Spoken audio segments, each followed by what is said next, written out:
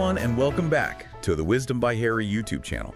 My name is Harry. And I'm Mary. We're so excited to have you here today for another fascinating episode. All right, so we're diving into research today. You sent over a ton of stuff, like a whole detective's case file, right? Yeah, we'll be looking for clues and connecting the dots just like a detective.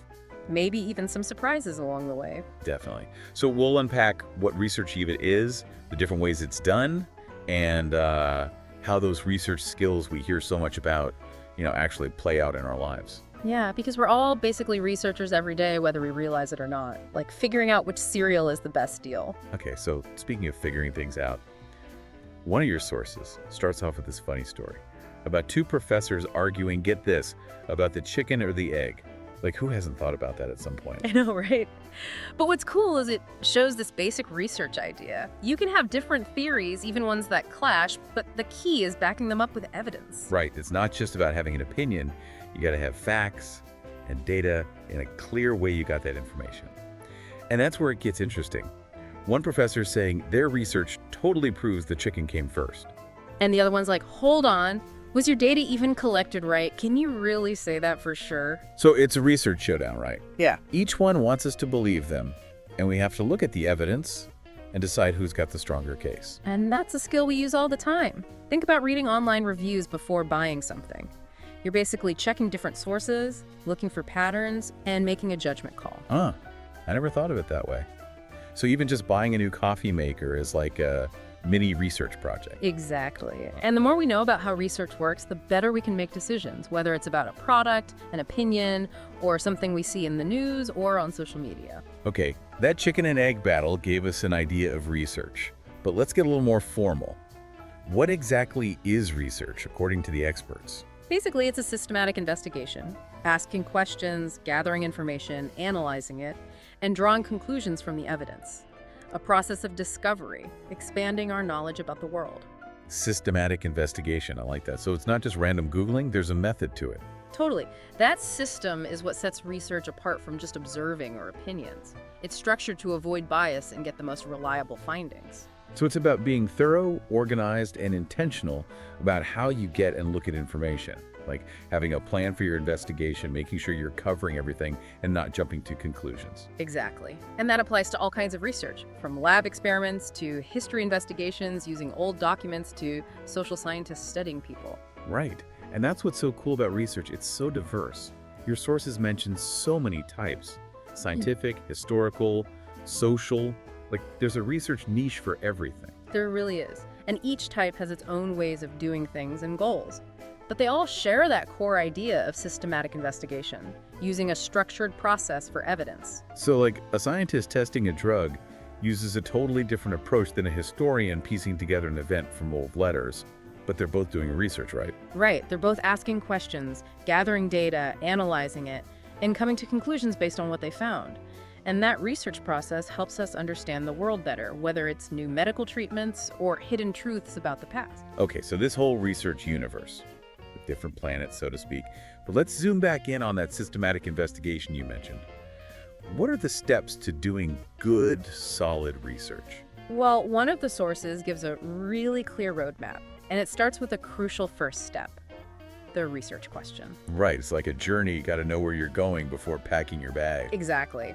A good research question is specific, focused, and clearly said.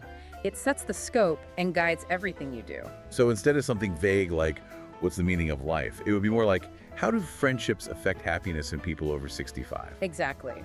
The more specific and focused, the better you can get the right data and make meaningful conclusions. Okay, got your research question locked in. What's next? Gathering information. And this is where those detective skills come in. Finding credible sources, checking their reliability, and getting data that relates to your question. So building your case file, but being picky about where the evidence comes from, a random blog post probably won't cut it. Exactly. You need reputable, reliable sources backed by evidence, like articles from experts, government reports, data from trustworthy organizations, and interviews with specialists. So being careful, thinking critically about the sources, and not basing your research on something weak or biased. Right. And that critical thinking applies to how the information is presented, too. Always watching for potential bias, hidden agendas, or anything that might twist how the information looks. Like a detective, looking for clues, but knowing some clues are better than others. Some can mislead you if you're not careful. And that's why a skeptical mindset is so important in research. Always question, always evaluate, and look for different viewpoints. Okay, define the question, got the evidence, what's next? Now things start taking shape. It's the analysis phase, making sense of everything you gathered. Like putting together a puzzle, right? You have all these bits, and now you're seeing how they fit into a big picture. That's a perfect analogy. It's about finding trends, patterns, and connections between different pieces of information, making sense of the data and seeing what story it tells. And that story can surprise you, right? You might start with one idea, but the data takes you somewhere totally different. Happens all the time. And it's one of the coolest things about research. It's about discovery. And sometimes the most valuable insights come from unexpected places. So you have to be open-minded, ready to adjust your thinking, and let the data guide you. Exactly. And once you've analyzed the data and found the key findings, you draw conclusions based on what you've got. So this is answering your initial question, right? You present your findings, explain what the data says and what those findings mean. Right. And that's where research starts to have a real impact. Sharing our findings makes research useful for others. We contribute to a pool of knowledge that helps with decisions, sparks new ideas, and can lead to good changes. So it's not just about getting info for ourselves, it's adding to a bigger conversation, sharing what we learned. Exactly. And that's what makes research so powerful for progress. It's a team effort, a shared journey of discovery that can change how we understand ourselves and the world. We've covered a lot. Defining research, different types, and the key steps. Anything else about this investigation process? Any tips or pitfalls to watch out for? Your sources emphasize that good research takes time. It's not a quick fix. It needs patience, persistence, and willingness to dig deep. Not just Googling and calling it a day, it's about effort, doing the work, and really engaging with the information. Absolutely. And remember, research is rarely a solo mission. It often means collaborating, sharing ideas, and getting feedback from experts. So being part of a community, learning from others, knowing we don't have all the answers ourselves. Right. And that teamwork makes research dynamic and exciting. It's always learning, growing, and changing our understanding. I'm definitely feeling inspired to do some research. But before any specific projects, let's talk about how research shows up in our everyday lives. Definitely. Because even when we don't realize it, those research skills are a huge part of how we handle the world around us. So let's shift gears a bit and look at those real-world uses of research when we come back. Welcome back. We were talking about how we use those research skills every day, even when we don't realize it. Yeah. I'm curious to hear more. You're saying even without formal projects, we're still using those skills to make decisions, like all the time. All the time. Think about big purchases, a car or house. You wouldn't just walk into a dealership or call an agent without some research. Oh, no way. I'd be online for hours, reading reviews, comparing prices, maybe asking friends too. See? That's research in action. Gathering info, checking if those sources are any good, and then using it all to make a good decision. Yeah, like a mini investigation to make sure I'm getting the best deal on the right thing. Exactly. And it's the same for so many things. Planning a trip, you'd research places, flight prices, hotel reviews, maybe even blogs or travel forums. Oh, for sure. I love doing all that travel research. Finding hidden gems, making a solid plan. Which is great. It means you're using research skills to make your experience better and more fun. So it's not just big things like houses or trips. Those skills help with smaller, everyday choices too. Absolutely. Even choosing where to eat. Checking online reviews, menus, maybe even photos of the food. Guilty as charged. Especially with a new place. Gotta get a feel for the vibe and the menu. And that's being smart. Gathering info, making an informed decision, and hopefully enjoying a great meal. I'm starting to get it. Research is kind of built into how we live, even in normal stuff. It's like we're always collecting data, checking options, making choices. Exactly. The more we get how research works, the better we handle those choices, big or small. So it's about being aware, making choices on purpose, using research skills to create the life we want. Travel, money, even just enjoying a meal. Yep. And that's what's empowering. It gives us tools to be more informed, make better choices, and be more in control of our own lives. Okay, so research skills are important, but how about all the information overload these days? News, opinions, data coming from everywhere. How do we use those skills to sort through it all and find what's actually true? That's huge, and your sources really stress that. Critical thinking is more important than ever now, with information spreading so fast. Yeah, we can't just passively take it all in. We gotta question it, check if it's believable. Right, and that's where those skills come in. Ask yourself, Where's this from? Is this source good? What biases are there? What evidence supports this? Like being a detective again, not taking everything at face value. We're looking for clues, checking the evidence, using critical thinking to figure out what's real. Exactly. And that's super important these days with all the misinformation and tricks online. So it's not enough to just consume information. We got to be active, use our skills to filter, evaluate, make sense of it all. Absolutely. That's what makes us informed citizens, helps us make good decisions, and keeps us from falling for fake stuff. So, taking charge of what we let in, being skeptical but not cynical, using research to choose what we believe, and how we engage with everything around us. Right on. That's how we become critical thinkers, lifelong learners, and active participants in a world that's always changing, with new challenges and opportunities. All right, feeling like a research detective over here. But I'm thinking bigger picture now. We talked about how research affects our own lives, decisions, and even handling information. But what about its impact on a larger scale? Society, innovation, the world. Great question. Your sources talk about that in fascinating ways. They argue that research in all its forms has been essential in shaping the world we live in. Okay, lay it on me. Examples of how research has changed our lives and the world. Hit me with those big picture impacts. Well, think about the crazy advancements in medicine. Vaccines, antibiotics, surgeries, treatments for long-term diseases, all from medical research. Oh yeah. We've come a long way in understanding our bodies, treating diseases, and just living longer and healthier. All thanks to those researchers working hard in labs and pushing what we know about medicine. Absolutely. And it's not just treating illnesses. Research also helps prevent them, promote public health, and make life better for tons of people. It's wild how much progress we've made in just a few generations, thanks to research. And it goes way beyond medicine. Think about technology. Our smartphones, computers, the internet, all of that comes from scientific research. True, we take these things for granted, but they wouldn't be here without researchers constantly exploring and pushing boundaries. Exactly. That's just the start. Research has changed how we understand the universe. It's led to green energy, helped with environmental problems, and even shaped how we live, work, and interact with each other. Wow, research is like this invisible force that's always shaping our world, driving progress and opening up new things. I like that. And remember, research isn't just for labs and universities. It's happening everywhere, in every field, driven by wanting to understand the world better and make it better. Feeling super inspired, but also a little overwhelmed by how huge it all is. Where do we even begin to understand its impact on such a massive scale? It's a lot to take in, but one of the best ways to appreciate it is through specific examples, seeing how research has directly made our lives and the world better. That's a great idea.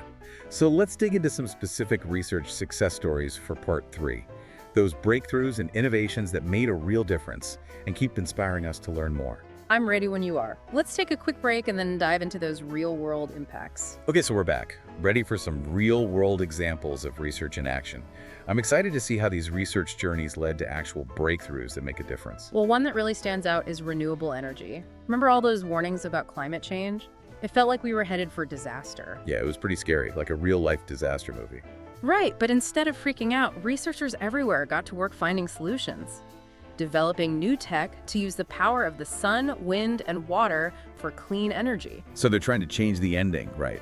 Turning that disaster movie into one about innovation and bouncing back. Exactly, and they're making amazing progress. Think about solar panels. They used to be so pricey and not very good, but now they're cheaper and way more accessible because of research. Yeah, I see way more houses with solar panels these days. It's like a quiet revolution happening. It really is. And it's not just solar. Wind turbines are everywhere, using wind power.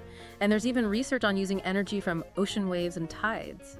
Wow, imagine powering our cities and homes with the forces of nature that are always around us. It's pretty incredible. And it's all thanks to research.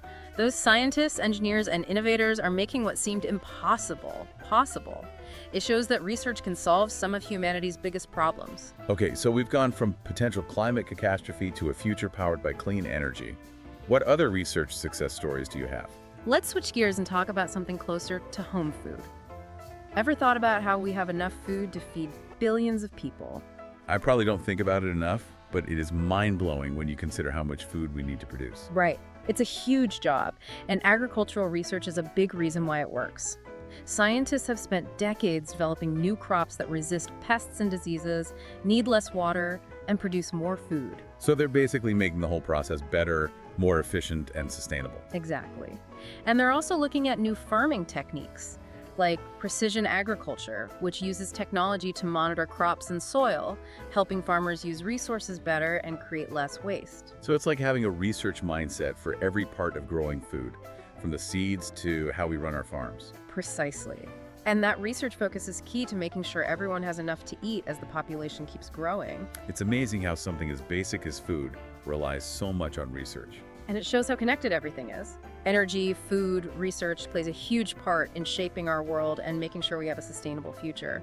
We've talked about clean energy, sustainable food. What other research wins should we celebrate? Well, this one hits closer to home.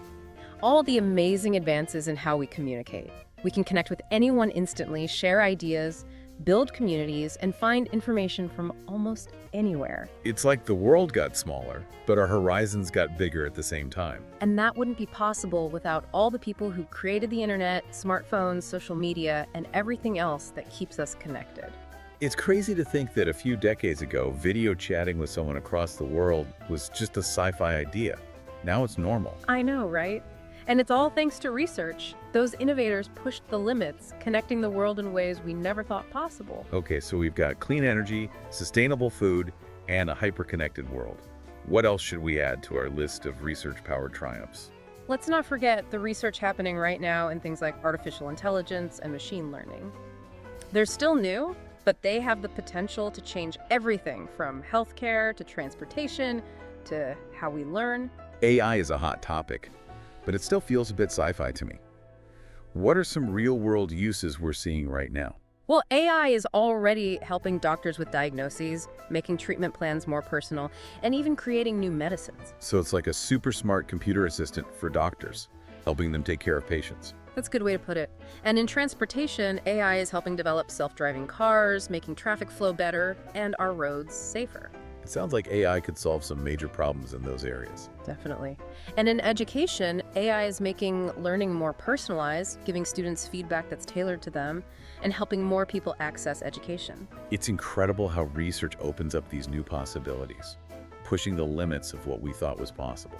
And remember, we're just getting started. As research keeps going, we can expect even more amazing discoveries and innovations in the future. This deep dive has definitely made me more aware of and inspired by the power of research. I'm ready to go out there and ask more questions, explore new ideas, and maybe even be part of a research project someday. That's great to hear. And remember, research isn't just for scientists. It's a way of thinking, approaching the world with curiosity, a healthy bit of skepticism, and a willingness to always keep learning. We can all be researchers in our own way, adding to the knowledge and understanding that shapes our world. Thanks for guiding me through all of this. It's been a real eye-opener. The pleasure was all mine. Keep exploring, keep asking questions, and never stop learning.